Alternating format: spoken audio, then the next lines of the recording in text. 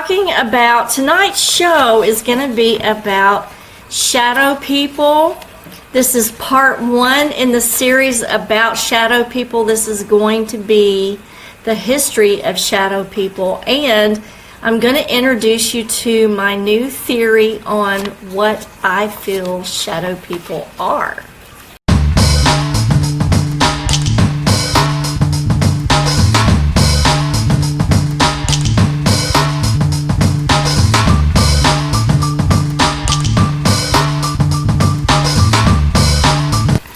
So I'm just going to allow a few minutes to let everybody get their notifications and get online so that you can enjoy this content tonight. If you would like a personal reading, I will leave my website in the comments section so that you can take a look at the website and see if you want a reading. So let me do some shout outs to some people that are joining tonight. Hey, Kimberly Piper. Beth Enos, hey to you guys. Karen Murphy, Tom, Trisha, Sam, hey, special shout out to Sam. Happy birthday to your mom. I really miss her. Tell her love from me. Hey, Ricky Elkins, nice to see you tonight. I hope you guys are pumped up about the content that we're going to go over this evening. Special shout out to Laura Walters. And thanks for you guys joining me this evening. It's really lovely to see you. Hey, Leanne Wagner. And we're joined by Kimberly McCarty as well. And Carolyn Robel. Special shout out to Carolyn and her family. Love them so much. Big kisses to you guys. Joyce Sells and Melissa Begley, one of my favorite people in the whole world. Melissa Begley and her cohort, Cleo, Miss Cleo. So hey to you guys. Hey, Doris McQueen and Donna Turner. Thanks for joining me. So tonight's content is shadow people, the history of shadow people, and I'm going to introduce my new theory on what I feel shadow people are. So hey to you guys on Instagram. There's David Mark. Let me go back and see. Rankford and Asa, thanks for joining me tonight on Instagram. You guys are going to really enjoy this content because I really researched this well. This is like one of the biggest things that's going on these days are shadow people. So I wanted to start out with the history of shadow people and exactly what shadow people are, because there's not a lot of solid evidence on shadow people. Hey to Margaret and Gary. So the earliest account that I could find of shadow people is Egyptian, and the Egyptians called the shadow Kaibut. I think that's the way you pronounce it. Anyway, they believed that this was one of the 7 souls that a person had. And a lot of the context that I looked up and studied about this, it's I would say probably 80% of it was related back to the soul. So kisses back to you guys on Instagram. So they related it to the soul on 80% of the things that I looked up, which I found very interesting. And if you remember, one of the biggest things that we have said in the last 20 years is, are you afraid of your own shadow? How many times have you said that or heard that from somebody? Are you afraid of your own shadow? So that kind of gives a negative context to the shadow. And so hey, Kelly Joe, thanks for joining. And hey, Donna Turner, thanks for the heart and the kisses. Thank you. So the Egyptians thought that it was one of the 7 souls that a person had, which I found interesting. So then we go on to Roman times. And if any of you guys have a question, oh, thank you, Instagram. If any of you guys have a question, put it in the comments. I promise I will get back to you at the end of the show. Hey, Lori. Hey, Aria. I always answer all of my comments, so if you have a question or you just want to make a comment about something that you've experienced, please do so. I will expound on it and give you a reply back. So let's get on to the Roman times. And this word in particular is used for a lot of astrological context. The Roman word for shadow was umbra. And you're going to see this particular word in conjunction with eclipses in particular. The word umbra is used for eclipses, which is referring to the shadow of the moon. So the umbra was meaning the shade or the ghost of an individual who went to a place called the Land of Shades. The Land of Shades was believed to be the underground or the part of underworld after the person died. Their shadow went there in particular. So getting back to the Egyptian part of it, if your shadow was part of the 7 souls, part of this in Roman times was sent to the Land of Shades upon death. So that was so interesting that I found. Okay, now we get into the Greek part of it. And in Greece, people were known to dedicate their shadows to the god Zeus. This was considered to be a marvelous sacrifice, but at the same time, very fearsome. In other words, it was a very serious sacrifice to make to the god Zeus. So, but here's another thing that I found very interesting and they had temples in Greece, and one of the temples was to the god Zeus Lachesis. And Lachesis was the pre-bearer of the origin of the werewolves. So this was so interesting, because if you remember in your folklore, werewolves and vampires have no shadow. So if a person went to the temple of the sanctuary of Zeus Lachesis, they would lose their shadows. And so this was the beginning of the werewolf theories or stories and the lore concerning the werewolves and vampires not having a shadow. So I found that was very, very interesting. So hello to David on Instagram. Thank you so much. And let's see who we're joined with on Facebook. Georgia Dixie. Hey girl, how are you? And Anna Halfley, James D. Smith, Todd Walrath, and Karen Taylor. Hey you guys, Emily Crockett. Nice to see you guys. So we have a comment from Emily. She said a shadow being, one of them paralyzed me once, saw it out of my peripheral vision after waking from sleep. Could not move, had to pray it away. Yes, Emily, you are correct, because in this other series that we're going to do, this is a whole series that we're going to do on Facebook and Instagram. And I'll probably include Twitter and Periscope later when I figure out all the details on that. But sleep paralysis has a big thing to do with shadow people. And we're going to probably do one whole show just on that. But I kind of wanted to just give you a background on the history of shadow people.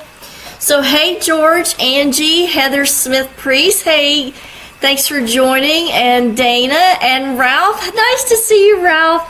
Jen, Trisha, and Jasmine, thanks for joining. Pamela, Kathy Harden, Diane Wilson, Heba, Lisa. So Sam has got his mom watching. Hey, how are you? I miss you guys. And let's see if there's any more questions before I go on with the material. So Marie Armstrong says that she's seen shadow people at Waverly Hills. And hey, Danny Hall, a lot of people that do go to Waverly Hills will have reports of shadow people. And you're going to find out more about shadow people as we go along. But for now, let's stick to content. And so the werewolves and the vampires, that's kind of why they don't have a shadow. And one other thing that I found interesting about medieval times when they were talking about werewolves and vampires were that the references were that if they lacked a shadow, that they did not have a soul. And so this was another soul connection, which I found very, very fascinating. So in the medieval times, as you know, this was big for the witch hunts. And so this was one of the ways that they tested people to see if they were involved in witchcraft or not, is if they had a shadow.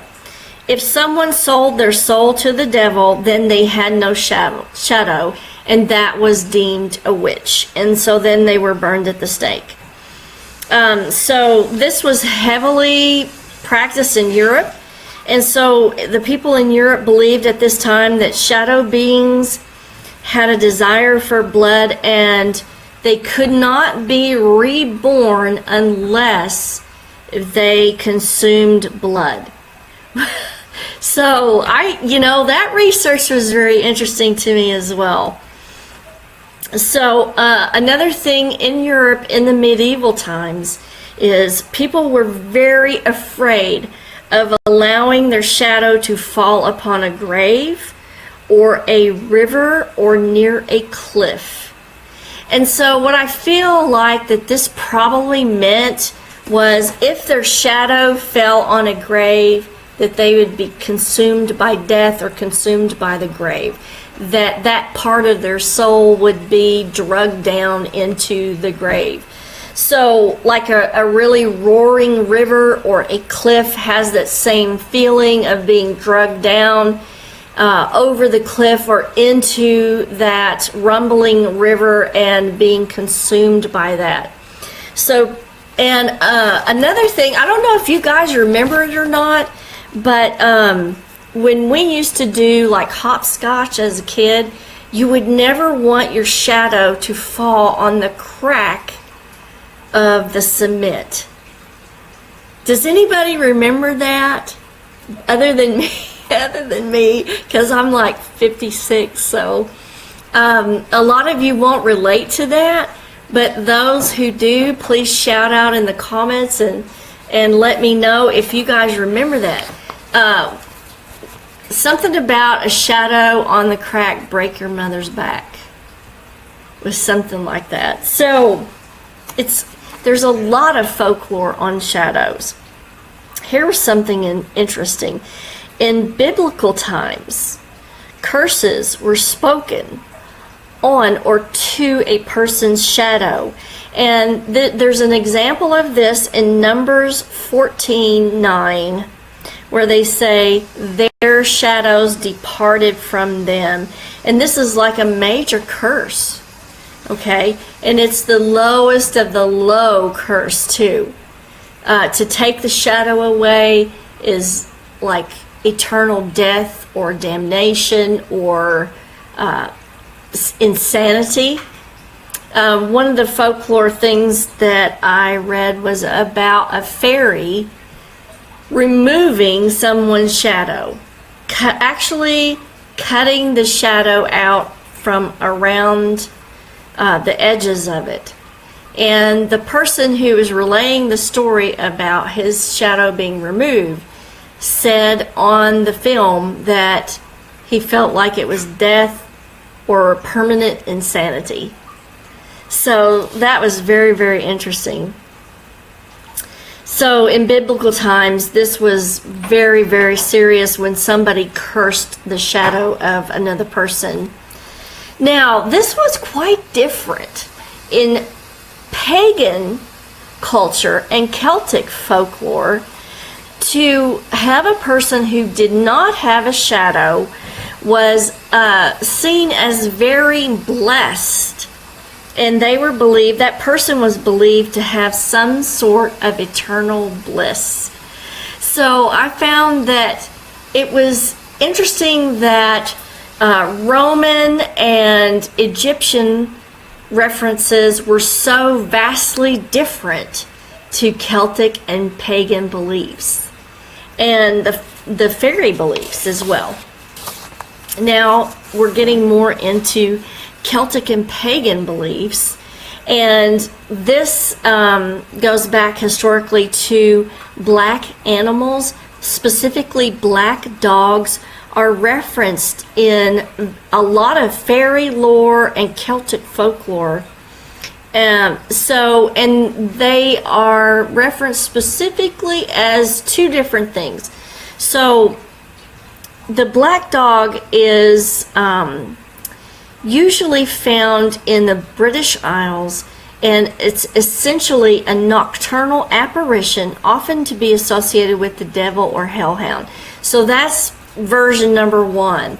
Version number two is that it is a guardian of the she or the fairy folk, and it usually stays in attendance to the entrance to a fairy gathering or a fairy mound.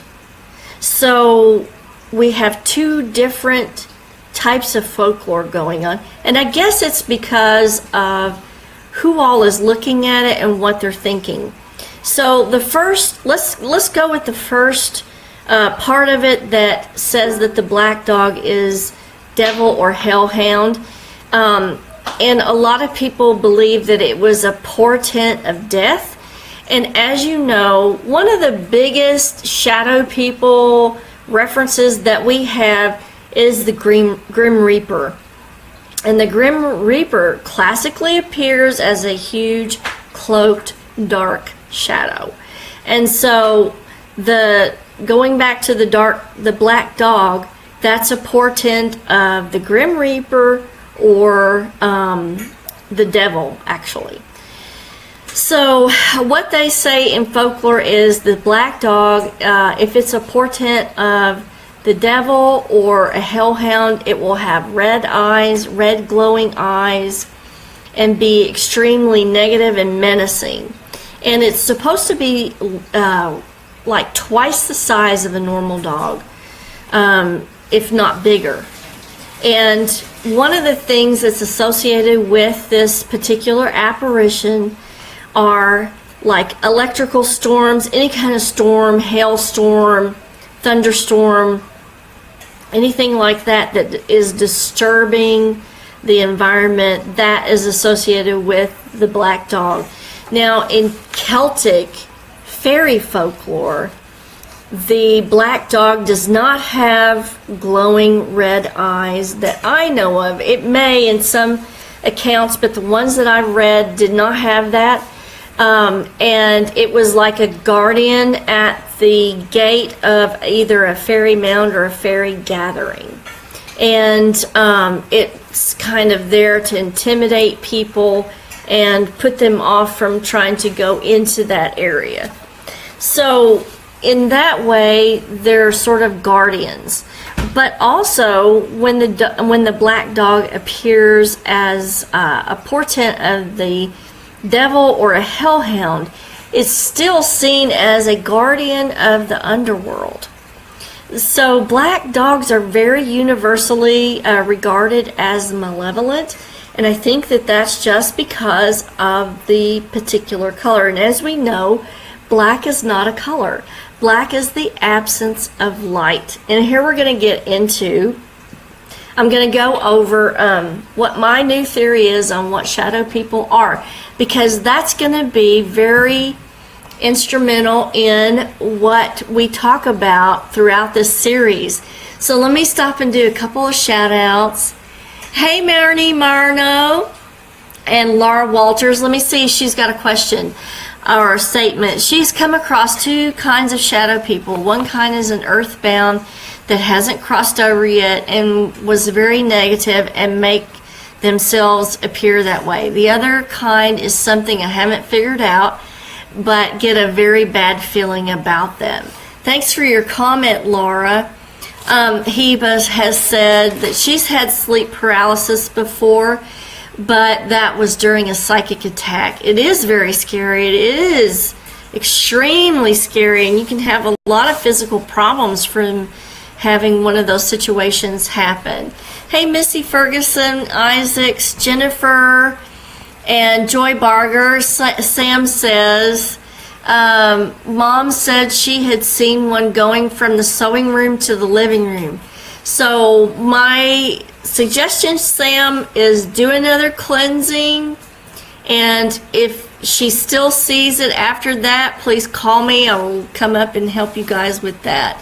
So Heba says, I've seen a shadow being. Cool thing was my friends only saw it when I touched them. If I was not touching them, my friends couldn't see it. That was amazing to me. Yes, that is very interesting, Heba. Hey, Jim. Kisses to Jim and his lovely wife.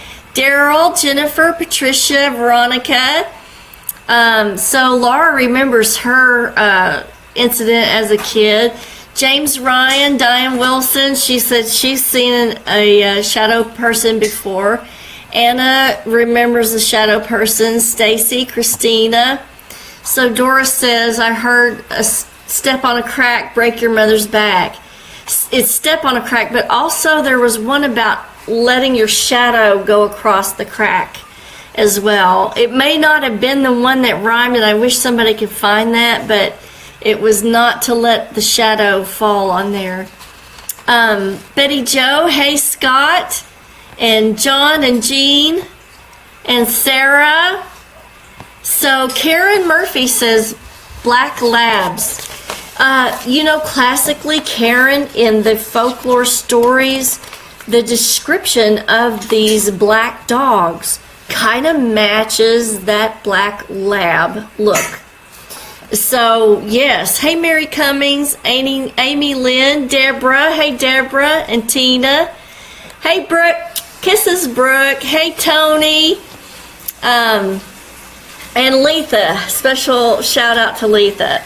So, let's get on with our stuff here. Oh, I want to present my theory on this that we need to talk about before we go any further. So, everybody knows that a shadow, what is a shadow exactly? Like, what is my shadow here? Can you see it? I don't know if you can see it. I mean, like those on Instagram, you can see it, but maybe, okay, on Facebook you can see it. So, what is a shadow exactly? The shadow is the absence of light. It's an object that's in between the light and what the shadow produces. So there's an object. So my theory is, and this is huge. Think about this. Let it blow your minds. The shadow being, I feel, is a frequency being. The frequency being has the ability of telepathy. They can tap into the subconscious and determine what evokes fear. Okay? What evokes fear in this particular person? Then what they do is they project that frequency in between the light and what you see. Now, you're not going to see the frequency. You're only going to see the shadow. And the shadow is created by the particular frequency that they're projecting, derived from what evokes your fear. Let that blow your mind for a minute. And don't forget, you can replay this over and over until you absorb this. So when you see the shadow being, you're not really seeing it. You're only seeing the frequency of what it projects. Haha! How about that? Okay, let's get on to a couple other things before we run out of time. Hey, Paula. Okay, a couple other historical references I want to present, and like next week we're going to go into all the different types of shadow beings, shadow people that people see, and I want your accounts, but I want to leave you guys with one thing in particular that just blew my mind when I did the research, besides this theory that I came up with. Now, in Romanian witchcraft, witches used a little known called a samaka doll with a desire to what this doll did was influenced people's shadow. Okay? It was believed that by inflicting harm on the shadow, the person would also suffer. And this was Romanian witchcraft. So, people have been doing this for centuries. Some beliefs even state that by killing someone's shadow, you could actually kill the individual as well. So, better protect your shadow. Now, in modern times, and I wanted to present this in the historical fashion as well, because we need to look at, what in modern times do we talk about shadow people? So going back to 2001, on Coast to Coast, they presented one of the first shows on shadow people, and this was April 12, 2001, when Art Bell interviewed Native American elder Thunder Strikes, who is also known as Harley Swift Deer Reagan. During the show, listeners were encouraged to submit drawings of shadow people that they had seen, and a large number of these drawings were immediately shared publicly on the website. And people connected with that because, we've been seeing these things for hundreds of years.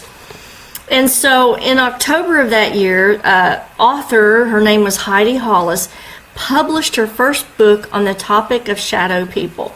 So later she became a guest on the show, Coast to Coast, and she described shadow people as dark silhouettes with human shapes and profiles that flicker in and out of peripheral vision, and claims that people have reported these figures attempting to jump on their chests and choke them during sleep.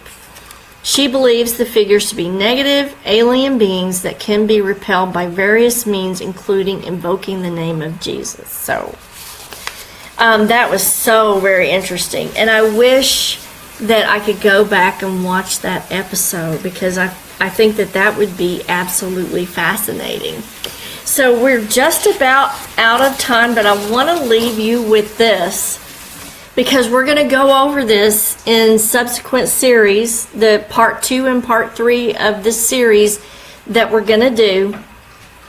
And so what we're going to look at is the forms.